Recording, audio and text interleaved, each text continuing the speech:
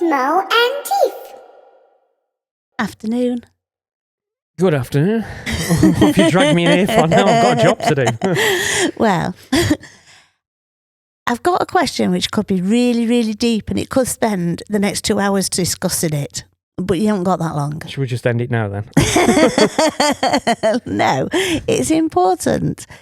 Okay, so it's something I've read about in a couple of articles recently, and and they weren't even recent articles because you know what I'm like. It's wrong. Ignore it. Forget about it. It's probably wrong. Right.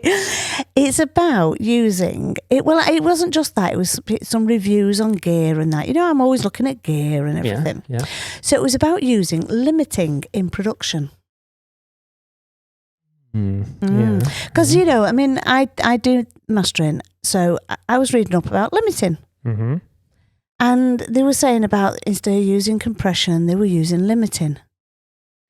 And I wanted to discuss this with you. So I wondered if you could. Can I just ask? Yeah. Yeah. Was this article, was it talking about EDM, electronic dance music? Yeah, they were. I mean, I'm going to just say something now that everybody seems to think that EDM music is just like a dense sound. Yeah, it's just slammed. Everything's slammed. So I think actually, let's step back a second. Okay.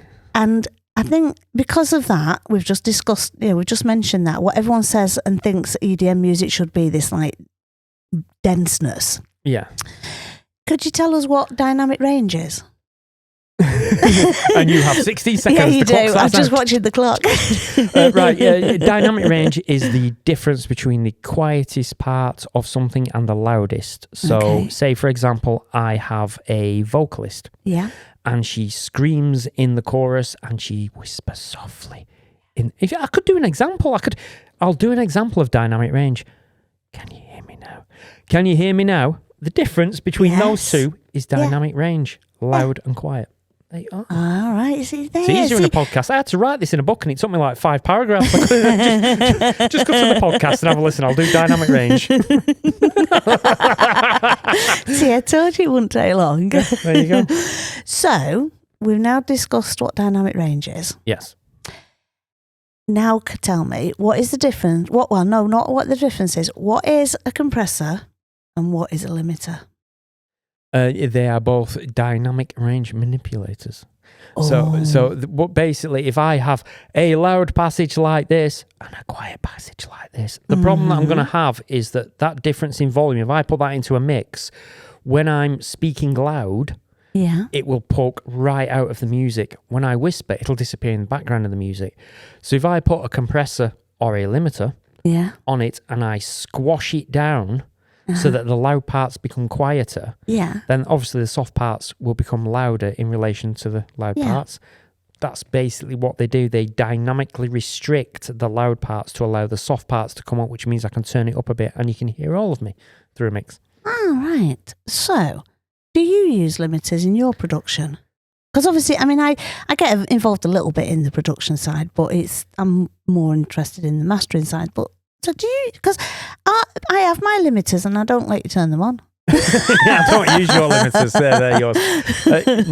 No, I don't. I mean, I may put a limiter on the 2 bus, the stereo bus. Yeah, I was going to say, come on. I can't use old language, can I? I may put a limiter on the stereo bus, but that is not to do anything beyond prevent peaks from just blowing up. Because sometimes you can open a soft synth and it'll crash and just do this horrible sine wave that'll blow your system up. So I might put a limiter on, but typically if I'm using synths that I know so well and that they don't crash, which is typically what I do, no, I don't use limiters at all. Why would you use a compressor over a limiter? I know one colours. Yes. I mean, I'm not totally stupid, by the way, everyone listening to this. I do know the difference, but I'm trying to help people understand the difference. We're just making a conversation, aren't we? Right. The thing is, compressors are tone controls. Yeah. When limiters were first came about, I mean, because we didn't, it was all the military that started all this. And it wasn't a case of compression and limiting and all that. It was just limiting. Yeah. So the idea was if you had something that was quite loud, and then something that was quite quiet, you would limit it. And basically a limiter is like a straight wall that nothing can go beyond. So if I set my limiter at a certain decibel gain or a certain value, I can turn and turn up and turn up and turn up. And as I turn up, it will hit this wall and it will just keep getting lower and crushed and more crushed and more crushed and more crushed. I'm moving my hands here, but people on this podcast can't see okay. it. And the animator charges a fortune to move the hands. So we're not going to do that. We ain't paying for that. So you just gotta pretend you can see me. Well, you can see me, but I'm not animating my hands. So the fact is, so a limiter is like a brick wall. Nothing can exceed it. And limiters were created to be completely transparent. Mm-hmm. Now, compressors feature a ratio control, which means that if the sound goes above the threshold that we set, and it's like 5-1, for every 5 decibels it goes above, it will turn it down. So it's just 1 decibel above. Okay. Now, the thing is, when we do something like that, we are controlling tone. It controls louder behavior, and it controls it in such a way that it adds a form of colour to the sound, whereas a limiter doesn't. A limiter will just turn it down, tough shit, down. Because it can exceed the threshold slightly with compression, it adds coloration and tone to it. So we found out that really limiters typically are very, very, very clean. Compressors add coloration to the signal. Okay, so when we're using these limiters and compressors in our production, we need to also always consider the as you mentioned before, the dynamic range. Yes. So what are we watching that we're not creating? What don't we want to create? Signal. But one of the things is, if I turn loud bits down, then quieter bits are going to come up in relation, aren't they? Because it's going to be a direct relation, which means I can turn it all up. So if I have something like a snare drum, and the snare drum goes clack with a really strong front end, and then it goes quieter as it decays away. If I squash that front end, that transient, I bring the tail end up, and I hear more density, more texture in that sound. It sounds more complicated. Now, more complicated excites us because it no longer sounds like a snare. It sounds like a really weird snare drum. It's because the back end of it, the after the transient part is come up in volume. It sounds thicker. It sounds richer. Now this is how OTT works, over the top compression. But basically, what we do is we compress the loud parts and we turn up the quiet parts, and that makes everything sound more exciting. Now, when we increase signal density, it excites our ears. We're like, "Ooh, this is exciting." But the problem is, if we do it too much, our brains begin to struggle to comprehend what's going on. So if we over-compress everything in a mix or over-limit everything in a mix, it becomes this solid wall of sheer density that we find very difficult to work our way through. And this is the problem, which I was talking about before when we're listening. These people who write about EDM, they have this illusion of knowledge. They've engineered rock music for the past 30 years or something. They think, EDM's just dum, dum, dum. And it's just all compressed to shit. And actually it isn't. There's a lot that goes into this. And if we make things overly dense and we over limit things, like some people say, put a limiter on your drum bus, then put a limiter on this, then put a limiter on that, then OTT and OTT. And you end up with such high density signals that it sounds shit. One of the major things is we lose excursion. Excursion, as you are well aware, is measured by crest factor. So basically, if we imagine the speaker cone moving in and out, and you've got to imagine that the average signal level of your music is, pushes the speaker cone out by 2 millimeters. And then a kick occurs. Now, the kick's louder than your RMS value, the overall sound. So it pushes the speaker cone out by another 4 millimeters. That movement there is going to create a massive thud in your chest. If you squash the shit out of that, there's now, your music basically pushes your cone out by 6 mil. When the kick occurs, it can't push it anymore. Can't go anywhere, Because you've squashed the shit out of it. So we don't have a punch anymore. And then people panic and start thinking, well, what I'll do is, it's okay because I'll just use LFO tool and I'll just side chain it. And they don't understand that side chaining something is turning the volume up and down. When you turn the volume up and down, you introduce sideband information. And the same as compressors, because anything that was amplitude modulation will introduce sideband information. And if you start getting sideband information on low frequencies, now you're starting to cause major problems because you begin to get phasing down there. So, it's a very complex area that you've got to be very careful what you're doing. Okay. So I suppose at the end of the day, you can use these tools in production, but you've got to be very considerate. I would typically say that, if you're going to use limiting, I really don't care. It's your music. Oh, yeah. But typically what we do is we typically use compression in music. Uh-huh. And that's to add colour. It's not actually to add density a lot of times. We're just using it for the coloration of the compressor. Okay. Which is why you may have heard, I'm going to run it through this compressor, but I'm not going to do anything. Mm-hmm. Just because it will colour the tone ever so slightly. Or we might just tickle it. Mm. And we're doing it for the tonality. Because you're going to find that a lot of sounds that come out of synths and things like that are already compressed at the source. Right, so they're just sort of doubling everything that they're doing. Yeah. If you compress too hard, you're just basically making a mess of it rather than actually considering what you're doing and thinking, well, I'm just going to massage. And this is the thing. We've had this discussion before, haven't we? As a producer, it's your job to massage a sound, not to hammer it.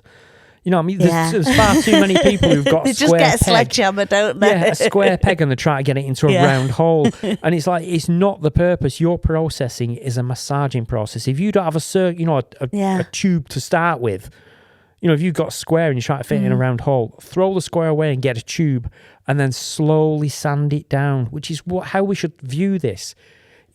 Our processing is sandpaper.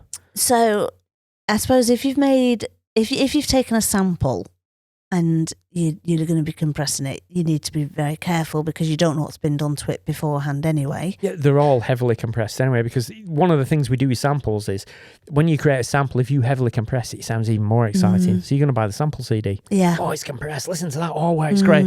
And then you try and compress it more. Yeah. And it's like you're just ruining the sound. Yeah, you see, sometimes I feel that I wish that people who do music production would learn a little bit about hearing. Or listening. Well, they've got to learn to listen properly, but also how their ear worked. Because if they understood that, they'd understand that dense, over compressed and hard sound is exhausting. Well, this is it. They listen to it and think, that's so exciting. It's so powerful. And then, you're listening to the next day, you're like, oh, God, it sounds a bit... Yeah. And when they're doing that for 6 minutes... Yeah, that's it. People will turn off and get tired of it. You've got to be very cautious as what you're doing. You're going to tire people out. Right. So it's been interesting to chat to you about this. And because I just like to say, I wanted to chat to you and it was... we've really just touched the surface of a very detailed topic everyone, so don't think it's just as simple as what we've made it appear. Hopefully have we made it simple? I don't know, actually. People listening here scratching their heads going, I wish you could see his hands. Yeah, what the hell is he talking about? pay your animator another 50 quid to animate your hands so I can see what you're doing. Yeah, well, if we sell adverts with the podcast, maybe we can afford it. I don't know. So I'd just like to round up. In your opinion, in your experience, is it better to stick with just compression? Is it better to use both? Or is it that we should just be looking at the dynamic range of our music that we're producing and then make a decision? My personal preference is, if you really... don't treat compression as a volume control, which 90% of people on YouTube seem to do. I'll just put a compressor on this, and all they're doing is turning it up.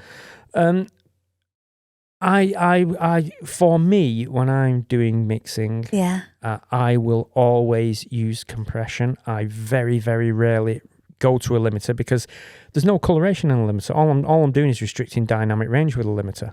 Okay. I want coloration, and I'm not using a compressor to limit so much or really hammer something. I'm using it just to add a bit of tone, a bit of colour, a bit of difference. Because, the whole idea, as I say, use different compressors on different things, create different shades, create an image. It's not a case of just, I'll throw a limiter on that and a limiter on that. They're too transparent. All you're doing is restricting dynamic range. And if that's all you want to do, fair enough. But the thing is, if you throw like a limiter on your drum bus, your kick is hammered. Your kick's gone. You've just got this flat sausage that you're then going to pack into a mix, and you think, why doesn't it sound very punchy? Well, the other thing is as well, people need to consider what they're then passing on to their mastering engineer.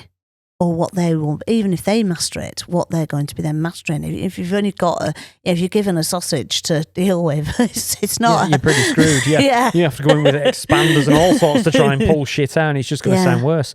Because as I say, anything with amplitude modulation, like compressors, LFO tools are the worst for this. And you know, if you've got an FFT, I mean, turn it on a very high resolution. We've talked about this. Yes, turn it on a very high resolution, your FFT. Just play a sine wave. Yeah. And put an LFO tool on it, and you'll see as it pumps up and down, you'll see sidebands begin to appear either side. Yeah. You know, and these are things that, quiet there, but as soon as you start LFO tooling everything and then you're compressing everything, compressors introduce sidebands, you end up with all this sideband gooiness that ruins what you're trying to do. So, you know, so it's a very cautious approach. That's very interesting. I've enjoyed that little chat today. Oh. I know, like I say, it's a big topic. We've only touched the surface of it. But I think it's an important topic. It's things for people to consider when they're doing production. Yeah, I personally don't recommend limiters on that. I let your master engineer play with limiting because it is transparent, or it's supposed to be. Obviously, you know, Manley have come in with the slam. That's not so transparent. But, you know, it typically is transparent limiting and compression is tonal colour. That's the way we should really think about this. That's a nice little roundup for me. Thank you. You can go back to work if you like. Not that this was work. Can Do I you not go work? home instead? I just want to go home. You want to go home now? All right. Well, thank you very much. Oh, you're welcome. It's